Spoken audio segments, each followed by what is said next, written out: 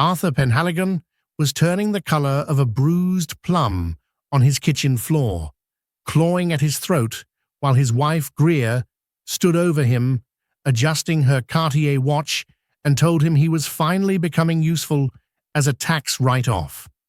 Beside her, Milton, Arthur's COO and supposed best friend, didn't reach for his phone to call 911. He just checked the time on his own Patek and muttered that Arthur was taking too damn long to stop twitching.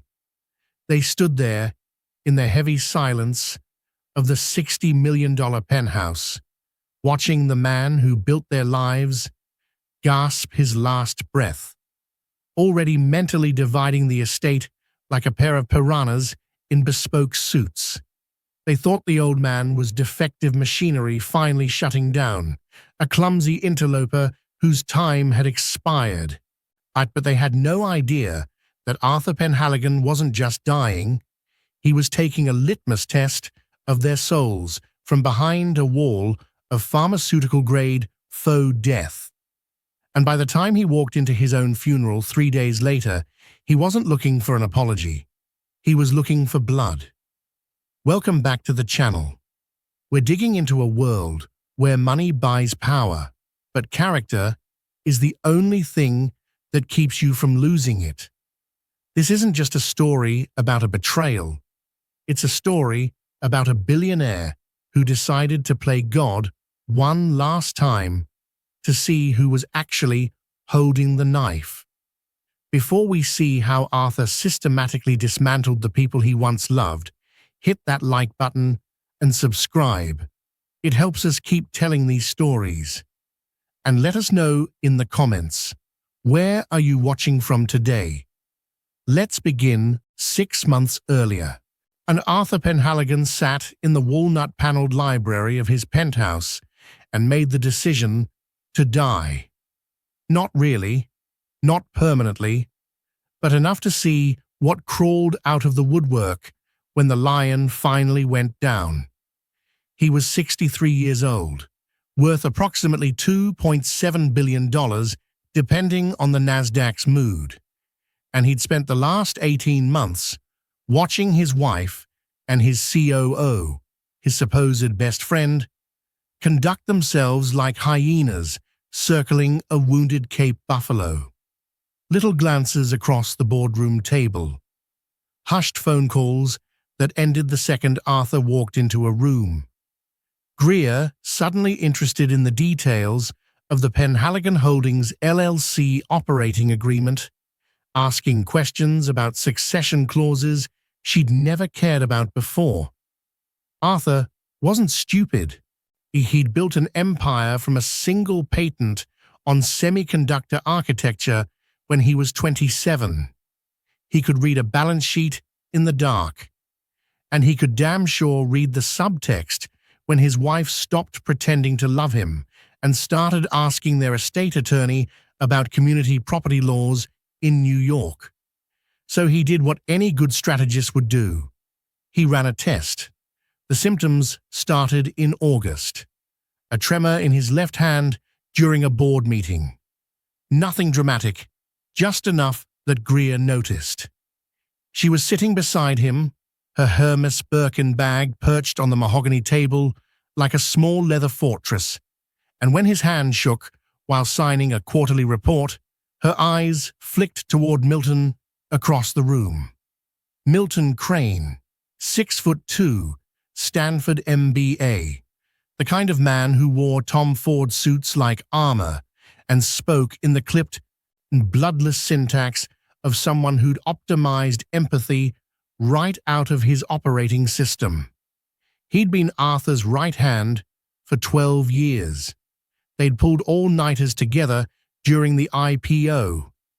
They'd gotten drunk on Pappy Van Winkle in a basement office in Menlo Park when the company's valuation hit unicorn status. Milton was the godfather to Arthur's non-existent children. Greer had made it clear early on that motherhood wasn't compatible with her personal brand. Arthur trusted him. Past tense. By September, the tremor had spread to his right hand. Arthur made sure to fumble his coffee mug during breakfast, letting it clatter against the marble countertop, just loud enough for Greer to hear from the adjoining room. She came in wearing a silk robe that cost more than most people's cars, on her face arranged in an expression of concern that didn't quite reach her eyes. "You okay?" she asked. "Fine," Arthur said.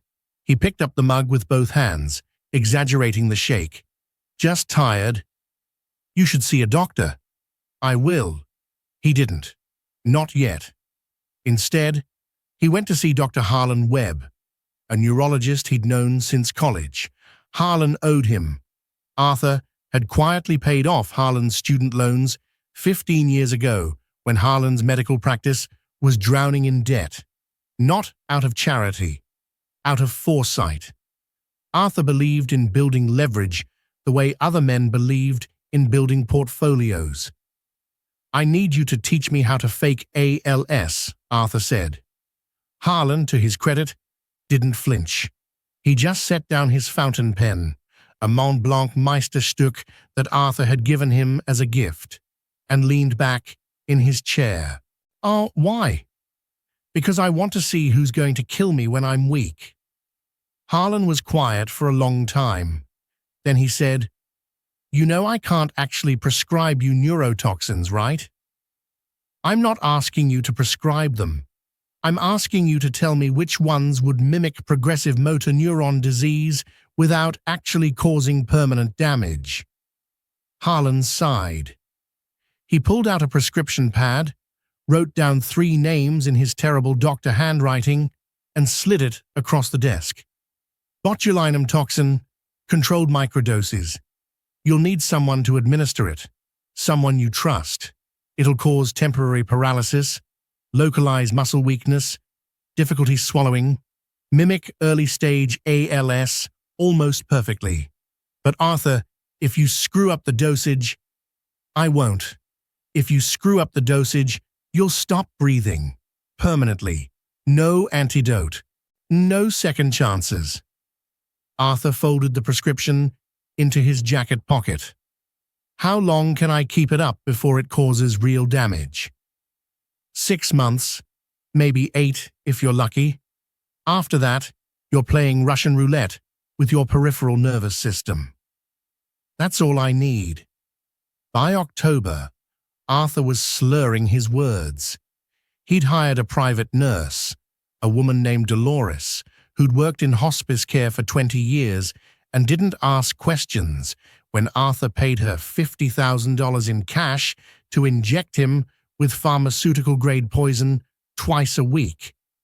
She came to the penthouse at night, after Greer had gone to bed, and administered the botulinum in microdoses so precise that Arthur could control exactly which muscle groups failed and when. Left hand first, then the right, and then his legs, a barely perceptible drag in his gait that made him look like he was aging a decade every month. He started using a cane. Greer started sleeping in the guest bedroom. "I can't watch you fall apart," she said one night, standing in the doorway of their master suite with her arms crossed. She was wearing a black cashmere sweater that showed off the body she maintained with a Pilates instructor and a nutritionist who charged more per hour than most lawyers. "I'm not falling apart," Arthur said. He was sitting on the edge of the bed, the cane resting against his knee. "It's just a tremor. Could be stress. You should see a neurologist." "I saw Harlan. He said it's idiopathic." "Idiopathic means they don't know what's causing it, Arthur. That's not reassuring." "Then maybe you should stop worrying about it and let me handle my own health." She left without another word. Arthur listened to her heels click against the marble floor, listened to the guest bedroom door close with a soft, final sound that told him everything he needed to know. By November, he couldn't hold a fork without assistance. Dolores had to cut his food into small pieces, and Greer stopped joining him for meals altogether. She claimed she had commitments, charity galas, board meetings for the foundation she ran as a vanity project, dinners with friends whose names Arthur never bothered to remember because they were all interchangeable variations on the same theme, people who treated wealth like a personality trait. Milton, meanwhile, started taking longer lunches, and Arthur had his assistant, a sharp-eyed woman named Patrice, who'd been with him since the early days, track Milton's location data through the company's fleet management system. Every luxury vehicle in the Penhaligon Holdings motor pool had GPS embedded in the chassis, ostensibly for security purposes. Milton was spending 3 hours every Tuesday and Thursday at a restaurant called Le Bernardin, always the same table, always meeting with the same person, Greer. Arthur pulled the surveillance footage from the restaurant's security cameras. It wasn't hard. He owned a minority stake in the parent company. He watched the recordings on a laptop in his library, the screen casting a cold blue light across his face as Greer and Milton leaned across the table, their heads close together like co-conspirators in a Medici-era painting. He couldn't hear what they were saying, but he didn't need to. The body language told the whole story. Milton's hand covering Greer's on the table. Greer laughing at something Milton said, the kind of full-throated laugh she hadn't given Arthur in years. The way they both glanced toward the door every time a waiter approached, like they were afraid of being caught.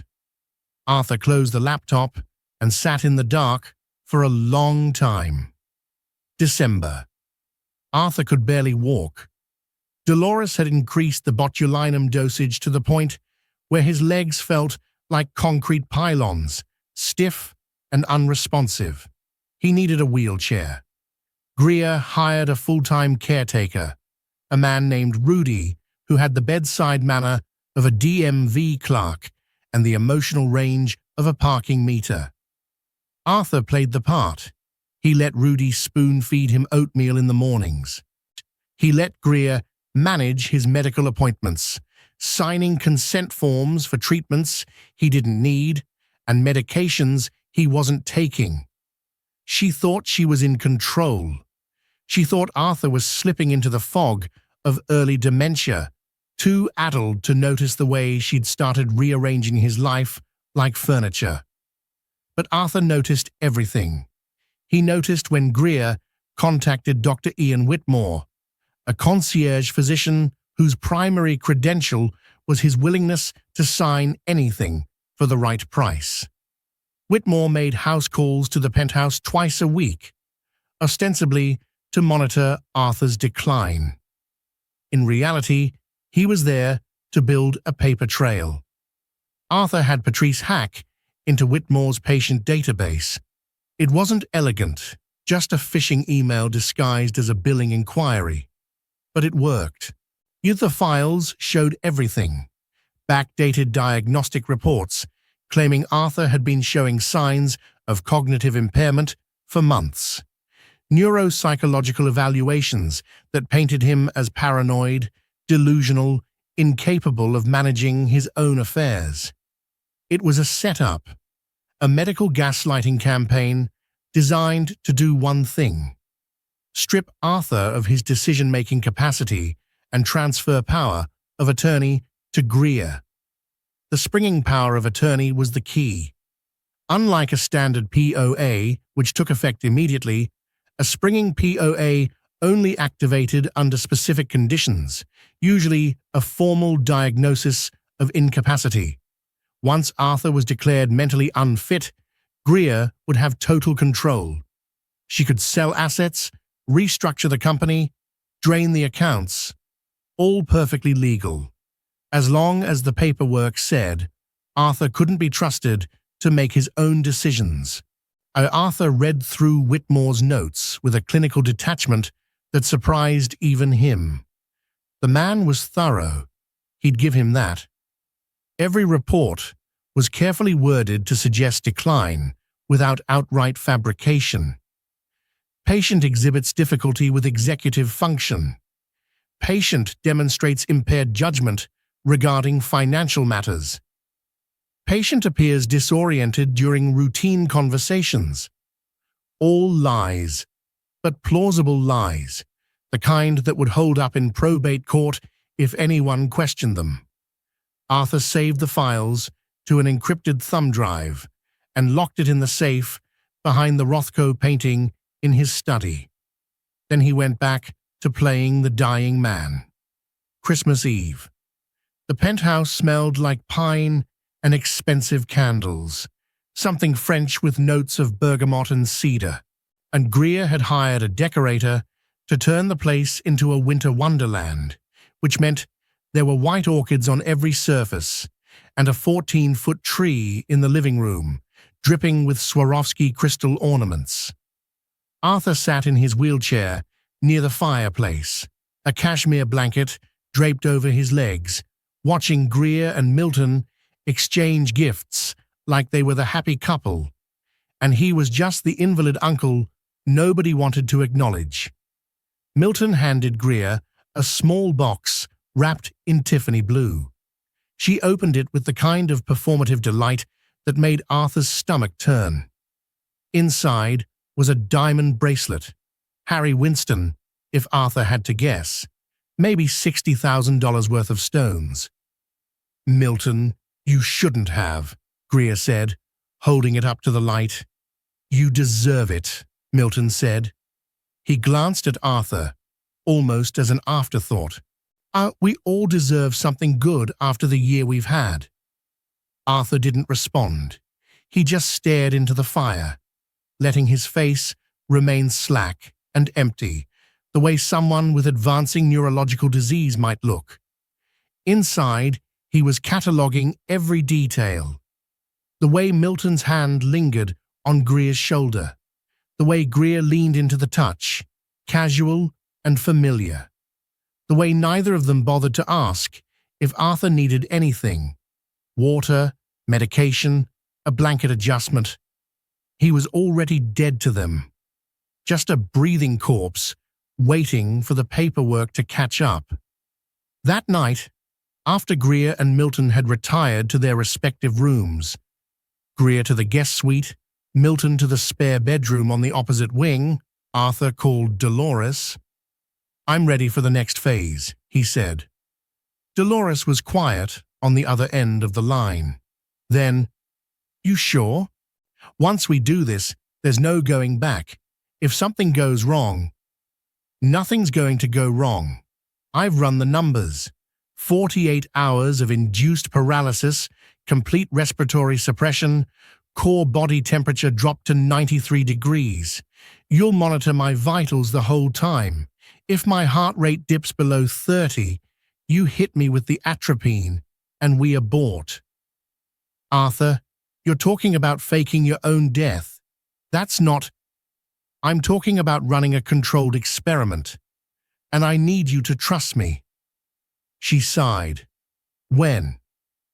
"New Year's Eve. I want them to think I died the same night they're celebrating." December 31st.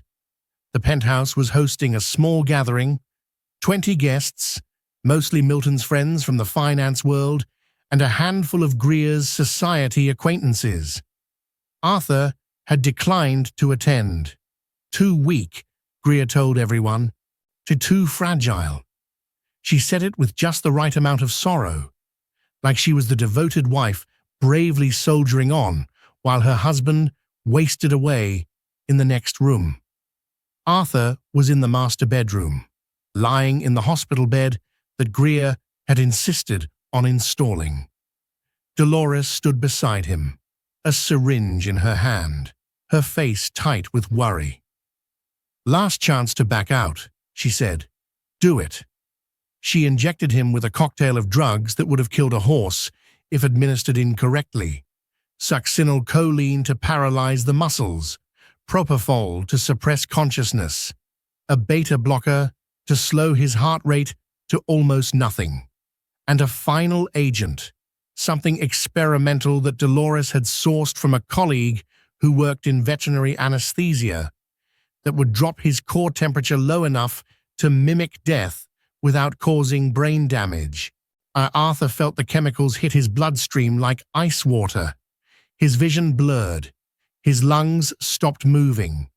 For a terrible, infinite second, he thought Dolores had miscalculated, that he was actually dying, that this was how it ended, not in a blaze of vindication, but in a stupid, avoidable mistake. Then the world went black. He woke up 49 hours later in a private medical suite 3 floors below the penthouse. Dolores had converted one of the storage units into a makeshift ICU, complete with ventilators, cardiac monitors, and enough pharmaceutical-grade antidotes to restart a dead man's heart. Arthur's first breath felt like swallowing broken glass. His second was easier. By the third, he could move his fingers. "Welcome back," Dolores said. She was sitting beside the bed, her eyes bloodshot from lack of sleep. You've been dead for 2 days. How'd they react?" Arthur's voice was a rasp, barely audible. "Greer found you at 11:47 p.m. on New Year's Eve." She screamed. "Milton called 911. The paramedics pronounced you dead at the scene. Whitmore signed the death certificate this morning. Cause of death? Respiratory failure, secondary to advanced ALS." Arthur closed his eyes. And they cried for about 15 minutes. Then they opened a bottle of Chateau Margaux and started planning your funeral. Arthur smiled. It hurt, but he smiled anyway. The funeral was scheduled for January 6th at St. Patrick's Cathedral. Greer had insisted on something dignified, which meant she'd spent $200,000 on flowers alone and hired a PR firm to manage the media coverage. Arthur Penhaligon wasn't just a billionaire. He was a name, a brand. His death was news, and Greer was going to milk every second of it. Arthur watched the preparations from his hidden suite, monitoring everything through a network of surveillance feeds that Patrice had quietly installed throughout the penthouse over the past 6 months. Cameras in the living room, the study, the kitchen, even one in Greer's walk-in closet, angled to capture her face when she thought no one was looking. She wasn't grieving. She was planning. On January 2nd, Greer met with Milton in Arthur's study. The room still smelled like Arthur's cologne, 4711 Eau de Cologne, the same scent he'd worn since his 20s. But neither of them seemed to notice. They were too busy dividing the empire. Milton had brought a laptop and a stack of financial documents. He spread them across Arthur's desk like he owned the place, and maybe he thought he did. The springing POA activated the second Whitmore signed the incapacity declaration, Milton said, which means you've got full fiduciary authority over the estate until probate closes. That gives us maybe 6 weeks before the lawyers start asking questions. Greer sat in Arthur's chair, his chair, the one he'd custom ordered from a furniture maker in Milan, and crossed her legs. 6 weeks to do what? Restructure the company. We initiate a leveraged buyout, use the estate's cash reserves as collateral, and take Penhaligon Holdings private. Once it's off the public markets, we've got total control. No shareholders, no board oversight, no SEC breathing down our necks. And the debt? We saddle the company with it, load up the balance sheet with junk bonds, strip out the profitable divisions, sell them to Shellcore we control, and let the rest collapse. By the time the creditors figure out what happened, we'll have pulled out $800 million in management fees and consulting contracts. Greer leaned back, a slow smile spreading across her face. "You've been thinking about this for a while." "Since August." Arthur watched the footage on his laptop, his jaw tight. Milton wasn't just betraying him. He was planning to dismantle everything Arthur had built and sell it for parts like a chop shop operation on a luxury car. The LBO, leveraged buyout, was a classic private equity vulture move. You borrowed massive amounts of money, using the target company's own assets as collateral, took the company private, then loaded it with so much debt that it couldn't survive. Meanwhile, you extracted every dollar you could through fees and consulting payments, then let the whole thing implode while you walked away clean. It was legal, barely, and it would destroy Penhaligon Holdings within 2 years. Arthur made a note. "Milton doesn't just want the money, he wants to erase me." Over the next 3 days, Arthur watched Greer and Milton execute their plan with the efficiency of a military operation. Milton contacted a private equity firm called Obsidian Capital, a group of vultures who specialized in hostile takeovers and asset stripping. They agreed to front the cash for the LBO in exchange for a 30% cut of the profits. The math was simple. Penhaligon Holdings was valued at $2.1 billion. Obsidian would lend $1.5 billion secured against the company's assets. Milton and Greer would use that cash to buy out the remaining shareholders at a premium, then take the company private. Once private, they'd start the asset strip. Penhaligon's semiconductor division, the crown jewel worth at least $600 million, would be sold to a shell corporation, registered in the Cayman Islands. The patents, the intellectual property, the R&D pipeline, all of it gutted and sold off to the highest bidder. The remaining husk of the company would be left with $1.5 billion in debt and no way to service it. Bankruptcy within 18 months. Thousands of employees out of work. Arthur's legacy reduced to a cautionary tale in a business school case study, and Greer and Milton would walk away with $800 million, split 50-50. Arthur documented everything. Patrice had given him access to a forensic accounting tool, software that could trace money flows through shell corporations and offshore accounts.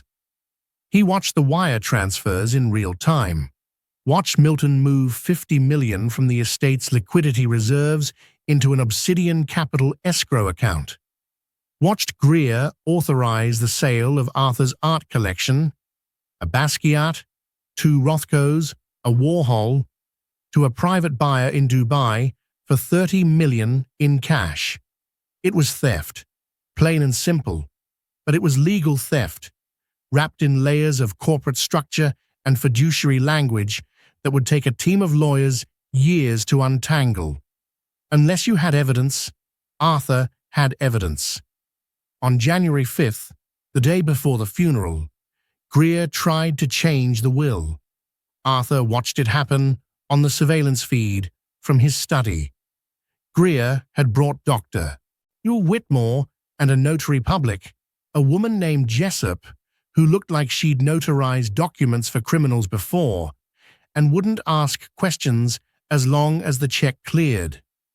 The plan was simple. Present a revised will that Arthur had supposedly signed during a lucid moment before his death. The new will left everything to Greer outright, bypassing the trust structure that Arthur had carefully constructed to protect his assets from creditors and gold diggers. There was one problem. The will needed Arthur's signature and thumbprint to be legally binding. Greer had a solution. Arthur watched, his stomach turning, as Greer led Whitmore and Jessup into the study where Arthur's body was being kept in a climate-controlled casket before the funeral. The casket was closed. Greer had insisted on it, claiming Arthur's final days had been too undignified to allow an open casket viewing. But the casket wasn't locked. Greer opened it. Inside was a wax mannequin that Dolores had commissioned from a Hollywood special effects artist. It looked enough like Arthur: pale skin, sunken cheeks, the same bone structure, that you'd never question it unless you looked closely. Greer pulled out an ink pad and pressed the mannequin's thumb against it. Then she pressed the inked thumb onto the signature line of the revised will. Whitmore and Jessup watched without comment. Jessup notarized the document on the spot. Arthur saved the footage to the encrypted drive. He labeled it Exhibit F, Forgery and Fraud.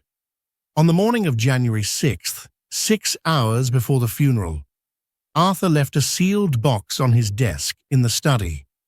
The box was mahogany and about the size of a hardcover book, with brass hinges and a small brass plaque that read, "For Milton Crane, open alone." Inside was a letter written in Arthur's handwriting. It said, "Milton, if you're reading this, I'm already dead. Or maybe I'm not. That's the question, isn't it? I know what you've been planning. The LBO, the asset strip, the offshore accounts. I know because I've been watching. Every wire transfer, every shell corp, every forged document. But I'm giving you one chance, one final opportunity to prove you're not the man I think you've become. Here's the deal. Confess. Write a letter to the board explaining what you and Greer have done. Resign your position. Return the money. If you do that, I'll make sure the evidence disappears. No criminal charges, no civil suits, no public humiliation. You walk away clean. If you don't, I'll bury you. You have until the funeral starts. Choose wisely. AP. Arthur didn't expect Milton to confess. He wasn't that naive, but he wanted to give him the chance, wanted to see if there was even a shred of decency left in the man he'd once called his best friend. Milton found the box at 9 a.m. Arthur watched him on the surveillance feed, watched him turn the box over in his hands, read the plaque, hesitate. Then Milton opened it. He read the letter once, twice. His face didn't change. No shock, no guilt, no fear. Just a cold, calculating expression like he was reading a weather report. Then he walked to the fireplace, held the letter over the flames, and let it burn. He didn't even finish reading it. Arthur felt something crack inside his chest. Not heartbreak. He was past that. But a kind of grim finality, like watching a door close that you'd been holding open for too long. Milton didn't want redemption. He wanted the money. And he was willing to burn every bridge, every friendship, every shred of loyalty to get it. Fine. Arthur closed the laptop and stood. His legs were still weak. The botulinum had taken longer to metabolize than Dolores had predicted, but he could walk, slowly, carefully, like a man coming back from the dead, which, in a way, he was. St. Patrick's Cathedral was packed, over 500 people, most of whom Arthur had never met, all dressed in black and pretending to care that he was dead. The casket sat at the front of the nave, closed and draped with a spray of white roses that cost more than a car. Greer sat in the front pew, a black veil covering her face, yet her hands folded in her lap like a grieving widow from a Renaissance painting. Milton stood at the lectern, delivering the eulogy. Arthur Penhaligon was a man of vision, Milton said, his voice echoing through the cathedral. He built an empire from nothing. He changed the world, and he did it with integrity, with honor, with a commitment to excellence that inspired everyone who knew him. Arthur stood in the back of the cathedral, just inside the double doors, and listened to Milton lie. Arthur was my mentor, Milton continued. My friend, my brother. He taught me everything I know about business, about leadership, about what it means to build something that lasts, and I will carry his legacy forward with the same dedication he showed every day of his life. Arthur started walking, slowly, one step at a time, down the center aisle. His cane clicked against the marble floor. People turned to look. Whispers rippled through the crowd like a stone dropped in still water. Milton kept talking. He didn't see Arthur yet. He was too focused on his performance, too lost in his own words.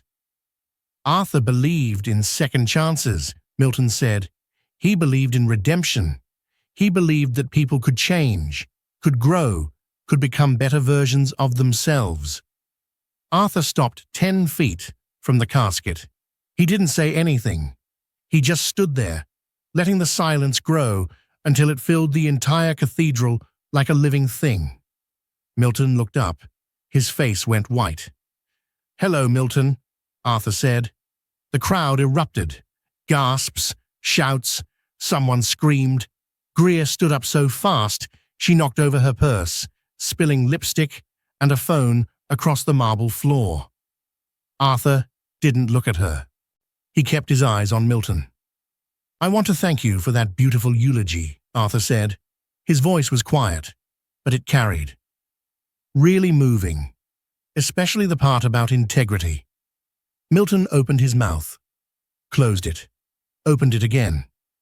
"Arthur, shut up." Arthur reached into his jacket and pulled out a flash drive. He held it up so everyone could see. This contains approximately 400 gigabytes of evidence documenting wire fraud, fiduciary misconduct, forgery, and conspiracy to commit securities fraud. Every email, every wire transfer, every forged signature, every offshore account. It's all here. And as of 20 minutes ago, copies were delivered to the SEC, the U.S. Attorney for the Southern District of New York, and the Penhaligon Holdings Board of Directors. Milton's face went from white to gray. "You can't." "I can. Until I did." Arthur turned to the crowd. "For those of you who don't know, my wife and my COO spent the last 6 months planning my death. They bribed a doctor to declare me incompetent so they could seize control of my estate using a springing power of attorney. Then they initiated a leveraged buyout of my own company using funds they stole from the estate, with the intention of stripping the company's assets and letting it collapse under the weight of fraudulent debt." He looked at Greer. She was crying now, her mascara running in black streaks down her face. "They also forged my signature on a revised will using a thumbprint taken from a wax mannequin, which, I'm told, is a felony." Arthur walked to the casket and knocked on the lid. "This isn't me, by the way, in case anyone was wondering." He turned back to Milton. "You had a choice. I gave you a letter this morning offering you a way out. All you had to do was confess, but you burned it. You didn't even read the whole thing. So here we are." Milton's jaw worked like he was trying to form words, but nothing came out. "The board met an hour ago," Arthur continued. "Emergency session. They voted unanimously to terminate your employment, claw back your compensation for the last 2 years, and file a civil suit for breach of fiduciary duty. The DA's office is preparing criminal charges, and Obsidian Capital has already pulled out of the LBO. Turns out they don't like doing business with people under federal investigation." He stepped closer to Milton, close enough that he could smell the man's fear. sharp and acrid, like burnt coffee. You're done, Milton. Not just here, everywhere. I'm going to make sure every hedge fund, every PE firm, every bank on Wall Street knows exactly what you did. You'll never work in finance again. Hell, you'll be lucky if you can get a job managing a Wendy's. Milton's legs gave out. He collapsed into the front pew, his head in his hands. Arthur turned to Greer. And you. The estate attorneys are filing for divorce as we speak. New York isn't a community property state, which means you get nothing. Not the penthouse, not the cars, not the jewelry, nothing. I'm also pursuing charges for fraud and conspiracy. You might want to call a lawyer. A good one. Greer just stared at him, her face a mask of shock and fury, and something that might have been fear. Arthur looked around the cathedral one last time, at the 500 people who'd come to mourn a man they didn't know, at the casket that held nothing but wax and lies. I didn't come back from the dead to forgive you," Arthur said quietly. "I came back to make sure you understood the cost of betrayal. You wanted my fortune? You wanted my company? Fine. But you're going to pay for it. Every dollar, every lie, every moment you thought I was too weak to fight back. You're going to pay for all of it." He turned and walked back down the aisle. His cane clicked against the marble, steady and sure. The crowd parted for him like the Red Sea. Behind him, Greer started to sob. Milton didn't move. Arthur walked through the double doors and into the cold January sunlight. Patrice was waiting by the car, a black Mercedes with tinted windows. "How'd it go?" she asked. "About as well as expected. The press is going to have a field day." "Let them." Arthur climbed into the back seat. I've got nothing to hide." Patrice closed the door and got behind the wheel. As they pulled away from the cathedral, Arthur looked back one last time. Through the open doors, he could see the casket, the flowers, the people standing in stunned silence. He'd spent 6 months pretending to die just to see who would mourn him and who would dance on his grave. Turned out nobody mourned him, but that was fine. He didn't need their grief. He didn't need their love. He just needed them to know he'd won. 3 weeks later, Arthur sat in his library, reading the Wall Street Journal on his tablet. The headline read, "Penhaligon Holdings COO arrested on federal fraud charges." Milton Crane had been indicted on 14 counts of wire fraud, securities fraud, and conspiracy. The U.S. attorney was pushing for a 20-year sentence. The Obsidian Capital had cooperated with investigators in exchange for immunity, handing over every email, every contract, every piece of evidence that tied Milton to the LBO scheme. Greer was facing her own legal troubles. The Manhattan DA had charged her with forgery, fraud, and conspiracy. Her assets had been frozen. The penthouse, Arthur's penthouse, was now solely in his name. She'd moved into a studio apartment in Queens and was reportedly working as a brand consultant, which Arthur assumed was code for unemployed socialite. Dr. Whitmore had lost his medical license and was under investigation for insurance fraud.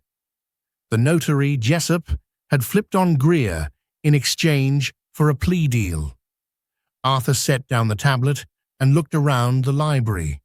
The Rothko was back on the wall. He'd bought it back from the Dubai collector for twice what Greer had sold it for, just to make a point. The walnut paneling gleamed in the afternoon light. Everything was exactly as it had been before he'd decided to die. Except it wasn't. The penthouse felt empty now. Not physically. There was still staff, still the hum of the city 60 floors below, but emotionally. Arthur had spent 18 months surrounded by people who hated him, and even though they were gone, their absence left a kind of hollow space that nothing could fill. He'd won. He'd destroyed Greer and Milton, reclaimed his company, secured his legacy. He'd proven that he was smarter, stronger, more ruthless than anyone who dared to underestimate him. But he'd also proven something else, that he was alone. Dolores had left after the funeral. She'd done her job, kept him alive through the most dangerous gamble of his life, and then she'd walked away. "I can't work for someone who uses people as lab rats," she'd said, "even if they deserve it." Patrice was still around, but their relationship had shifted. She looked at him differently now, not with fear exactly, but with a kind of wary respect, like she wasn't sure if he was a genius or a monster. Maybe he was both. Arthur stood and walked to the window. The city stretched out below him, a grid of steel and glass and ambition. Somewhere out there, Milton was sitting in a federal holding cell, contemplating the next 2 decades of his life. Somewhere out there, Greer was trying to rebuild a life from nothing, learning what it felt like to be powerless. And Arthur was here, alone, victorious, empty. He'd taken back the penthouse, he'd taken back his dignity, he'd proven that loyalty mattered, that betrayal had a price, that you couldn't kill a man who refused to die. But he hadn't taken back the one thing he'd lost 18 months ago, the belief that anyone could be trusted. Maybe that was the real cost of resurrection. You came back from the dead, but you came back alone. You won the war, but you lost everyone who might have celebrated the victory with you. Arthur pressed his hand against the cold glass and watched the city breathe. He didn't regret it. He'd do it all again if he had to. But standing here now, in the silence of his $60 million mausoleum, he understood something he hadn't before. Winning wasn't the same as living, and living alone wasn't the same as being alive. Arthur didn't just take back the penthouse, he took back his dignity. Greer and Milton thought they were trading an old man for $1 billion, but they ended up with a prison sentence and a bankrupt ego. If you enjoyed this, subscribe and like the video. It tells the algorithm to keep the good stories coming. And leave a comment. What would you have done if you walked into your own funeral? See you in the next one.